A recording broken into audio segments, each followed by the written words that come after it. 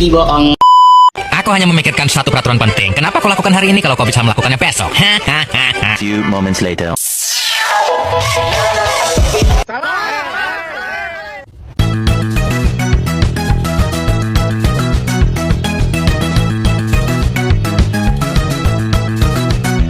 Halo semuanya, perkenalkan saya Maria Melista dengan NPM 24201130 dari Program Studi Keperawatan Fakultas Ilmu Kesehatan Unika Santo Paulus Suteng. Pada kesempatan kali ini, saya akan melakukan tugas video dengan tema penyakit hipertensi untuk memenuhi mata kuliah Sistem Informasi Keperawatan. Jadi untuk lebih mendalam tentang penyakit hipertensi, mari kita simak video berikut ini.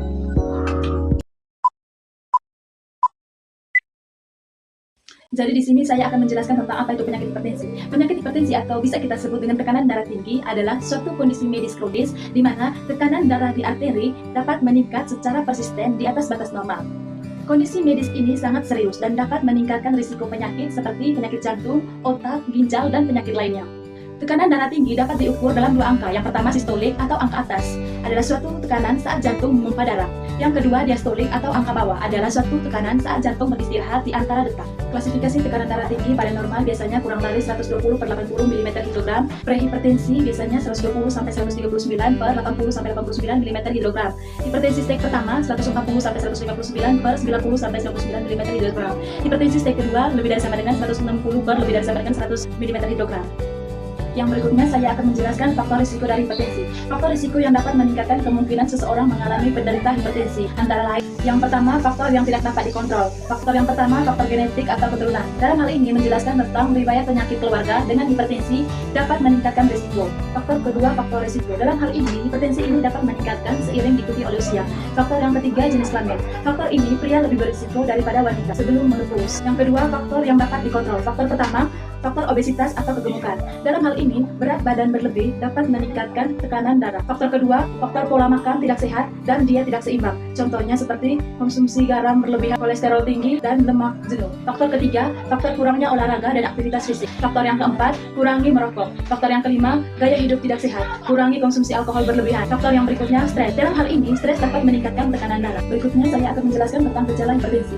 Gejala hipertensi sering dijuluki dengan kata silent killer karena banyak penderitanya tidak mengalami gejala spesifik pada tahap awal. Gejala biasanya muncul saat tekanan darah sudah sangat tinggi atau ketika terjadi komplikasi. Beberapa gejala mungkin timbul seperti sakit kepala, pusing atau vertigo, masalah penglihatan, nyeri dada, telinga berdengung, sesak nafas, kelelahan, mual muntah, dan detak jantung tidak teratur. Yang berikutnya tentang komplikasi penyakit hipertensi. Komplikasi penyakit hipertensi jika tidak ditangani, maka hipertensi dapat menyebabkan beberapa penyakit. Yang pertama, penyakit jantung atau serangan jantung koroner. Dalam hal ini, hipertensi dapat menyebabkan kerusakan pada arteri koroner, meningkatkan risiko serangan jantung. Yang kedua, stroke. Tekanan darah tinggi dapat menyebabkan kerusakan pada pembuluh darah otak dan meningkatkan risiko stroke. Yang ketiga, gagal jantung.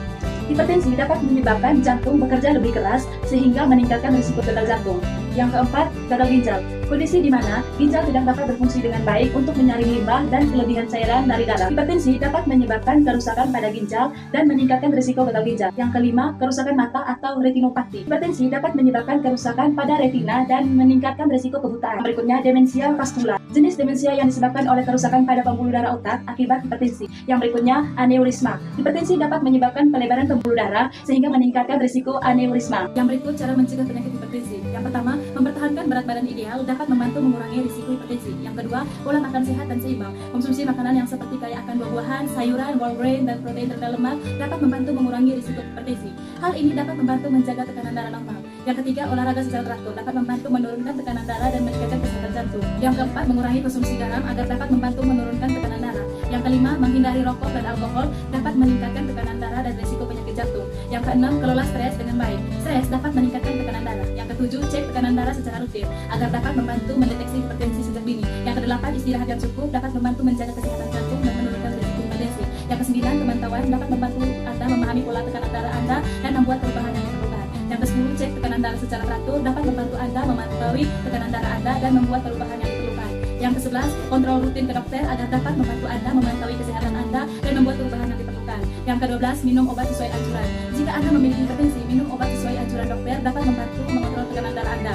Jangan berhenti minum obat tanpa berkonsultasi dengan dokter. Yang ke-13, catat tekanan darah dapat membantu Anda memantau pola tekanan Anda dan membuat perubahan yang diperlukan. Yang ke-14, perhatikan efek samping obat. Dapat membantu Anda mengidentifikasi masalah yang mungkin timbul. Jika Anda mengalami efek samping obat, silakan konsultasikan dengan dokter untuk membuat perubahan yang diperlukan. Baik, dari beberapa penjelasan bahwa hipertensi adalah masalah kesehatan global yang serius, seringkali tanpa gejala khas pada awalnya, sehingga memerlukan deteksi dini melalui pemeriksaan tekanan darah secara berkala. Kondisi ini disebabkan oleh kombinasi faktor genetik dan gaya hidup yang jika tidak ditangani dapat berujung pada komplikasi yang mengancam jiwa, seperti penyakit stroke, serangan jantung, dan gagal ginjal. Pengelolaan hipertensi berfokus pada pengendalian tekanan darah, bukan penyembuhan, melalui kombinasi gaya hidup sehat dan pengobatan rutin seumur hidup. Peningkatan kesadaran, kepatuhan pengobatan, dan perbaikan gaya hidup merupakan kunci penting untuk mencegah komplikasi dan meningkatkan kualitas hidup penderita.